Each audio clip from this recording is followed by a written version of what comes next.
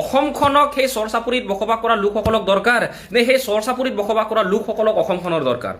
আমি বিদেশীৰ বোজা সহিব নোৱাৰো আৰু সেই বিদেশীৰ বোজা সহিব নোৱাৰাৰ কাৰণে 1979 চনৰ পৰা ৰক্তাক্ত অসম আন্দোলন চলিছিলে।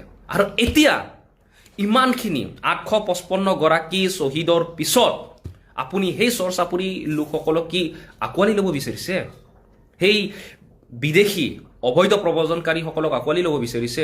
আপোনালোকৰ নিচিনা ব্যক্তিৰ বাবেই বাংলাদেশৰ পৰা অবৈধ বাংলাদেশী আহিবৰ কাৰণে অনুপ্ৰেৰণা পায়, উৎসাহ পায়। আৰু ইয়াত থকা খিলঞ্জীয়া ভূমিপুত্ৰসকলক আন কিছুমান মানুহে ট্ৰল কৰিবৰ কাৰণে, ডিছক্ৰিমিনেট কৰিবৰ কাৰণে সুবিধা লাভ কৰে। আৰু কিছু জনজাতি লোকসকলেও নিজকে ভাবিবলৈ বাধ্য হয় সঁচাকৈ আমি অসমীয়া হয় নে নহয়। মোকো কিছুমানে সোধে যে তুমি মিচিং নে অসমীয়া হয়? বহুত খং উঠে তেতিয়া, আৰে ভাই মিচিং অসমীয়া নহয় নেকি? চ' অলপ চাই চিতি কথা ক'লে ভাল হয়, নহ'লে হিতে বিপৰীত হোৱাৰ সম্ভাৱনাই অধিক আছে।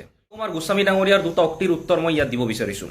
তেখেতে ব্যক্ত কৰিছে যে যদি চৰ চাপৰিত বসবাস কৰা লোকসকলে নিজকে অসমীয়া বুলি পৰিচয় নিদিয়া হ'লে 1951 চেঞ্চাছত অসমীয়া ছেকেণ্ড চিটিজেনশ্বিপ হ'লহেঁতেন। চৰবাসীয়ে যদি অসমীয়া বুলি নক'লেহেঁতেন 2031 চন, 2041 চন, 2051 চনত অসমীয়া ভাষা ভাষী সংখ্যা লঘিষ্ঠ হ'লহেঁতেন। কিন্তু আপুনি এটা কথা জানে নে নাজানে মই নাজানো।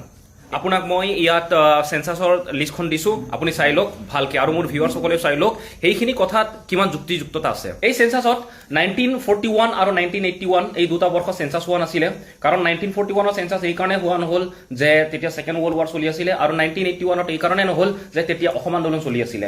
1941ত অৱশ্যে চেঞ্চাছ হৈছিলে, কিন্তু সেই চেঞ্চাছত ইমান গ্ৰহণযোগ্যতা নাই কাৰণে বেছিভাগে সেই তথ্য গ্ৰহণ কৰিব নিবিচাৰে। এতিয়া মেইন পইণ্টত আহোঁ, 1931ত আমাৰ যিমানখিনি গ্ৰ'থ ৰেট আছিলে, হিন্দু গ্ৰ'থ ৰেট আছিলে 21.79% আৰু মুছলিম গ্ৰ'থ ৰেট আছিলে 28.35%। কিন্তু সেই গ্ৰ'থ ৰেট 1951ৰ চেঞ্চাছত হিন্দুসকলে 82.97% পাই গৈ, অৰ্থাৎ লাষ্ট 20 ইয়াৰ্ছৰ আগত 21.79%ৰ পৰা একেবাৰে 20 বছৰ পিছত 82.97% হ'লগৈ, আৰু মুছলমানৰ 28.35%ৰ বিপৰীতে 20 বছৰ পিছত 11.73% হৈ গ'ল। ইয়াৰ প্ৰধান কাৰণ মাত্ৰ এটাই, 1947ত ভাৰত স্বাধীন হ'ল, আৰু স্বাধীন হোৱাৰ পিছত সেই সময়ত অসমৰ লগত সংলগ্ন হৈ থকা বাংলাদেশৰ এখন ঠাই চিলেট জিলা, সেই চিলেট জিলা অসমৰ পৰা পৃথক কৰা হৈছিল, আৰু চিলেট জিলাত থকা যিমান মুছলমান মানুহ আছিলে সেই মুছলমান মানুহসকল বাংলাদেশলৈ গুচি গৈছিলে, আৰু সেইকাৰণে চিলেট ডিষ্ট্ৰিক্টৰ মুছলমানখিনি আঁতৰি যোৱাৰ ফলত গোটেই যিমান পপুলেশ্যন আছিলে পপুলেশ্যনৰ অধিকাংশ মানুহ হিন্দু ধৰ্মাৱলম্বী লোক হৈ পৰিল। সেয়া প্ৰধান কাৰণ। আৰু যিটো ভাষিক চেঞ্চাছৰ কথা তেখেতে কৈছে, এই তথ্য মই ইয়াত দাঙি ধৰিব বিচাৰিছোঁ। এই চেঞ্চাছত আপোনালোকে মন কৰক, 1931ৰ চেঞ্চাছত যিটো আছামিজ স্পিকাৰ্ছ আছিলে 31.0% আৰু বেংগলী স্পিকাৰ্ছ আছিলে 39.2%। অসমীয়াতকৈ বেংগলী ভাষী লোকৰ সংখ্যা বেছি আছিলে। কিন্তু 1951 চনৰ চেঞ্চাছত আছামিজ স্পিকিং মানুহ আছিলে 56% আৰু বেংগলী স্পিকিং পাৰ্চেণ্ট আছিলে 16.9%। অৰ্থাৎ 31%ৰ পৰা অসমীয়া কোৱা লোক 20 বছৰ পিছত 1951ত 56% হৈ গৈ, আৰু বেংগলী কোৱা লোক 39%ৰ পৰা কম হৈ 16.9% থমকি ৰৈ গৈ। ইয়াৰ প্ৰধান কাৰণ দুটা। প্ৰথম কাৰণটো হৈছে ইতিমধ্যে উল্লেখ কৰা হৈছে যে যেতিয়া ভাৰতৰ স্বাধীন কৰা হৈছিলে তেতিয়া চিলেট জিলা, বাংলাদেশৰ চিলেট জিলা যিখন অসমৰ লগত সংলগ্ন আছিলে, তেতিয়া পাকিস্তানলৈ গুচি গ'ল। এই কাৰণে মুঠ জনসংখ্যাৰ শতকৰা বেছিভাগ অসমীয়া ভাষী আৰু হিন্দু মানুহ হৈ গ'ল।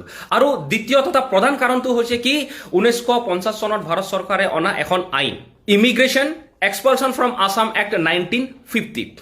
এই আইনখনৰ ভয় বেংগলী কোৱা লোকসকলৰ মাজত ইমানেই সোমাই গ'ল যে যদি সিহঁতে নিজকে বেংগলী বুলি কয় তেতিয়া সিহঁতক অসমৰ পৰা বিতৰণ কৰা হ'লহেঁতেন, আৰু সেই বিতৰণৰ লক্ষ্য আৰু উদ্দেশ্য আগত ৰাখি ভাৰত চৰকাৰে সেইখন আইন বিশেষকৈ অসমৰ কাৰণে আনিছিলে।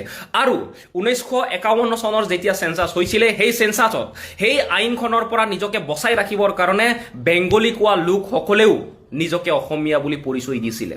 সেইকাৰণে 1951 চনৰ চেঞ্চাছত অসমীয়া ভাষী লোকৰ সংখ্যা বেংগলী ভাষী লোকতকৈ বেছি হৈছিলে। আৰু আপুনি নজনাকৈ বা জানিও নজনাৰ ভাও জুৰি যদি এনেধৰণৰ কথা কয় তেতিয়াহ'লে অসমখন বিপথে পৰিচালিত হ'ব।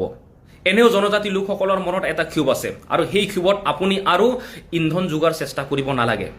আৰু আপুনি কৈছে যে যদি চৰ চাপৰিৰ লোকসকলে নিজকে অসমীয়া বুলি নকয় তেতিয়াহ'লে সমাগত চেঞ্চাছত অসমীয়া ভাষী লোকসকল দ্বিতীয় শ্ৰেণীৰ নাগৰিক হৈ যাব।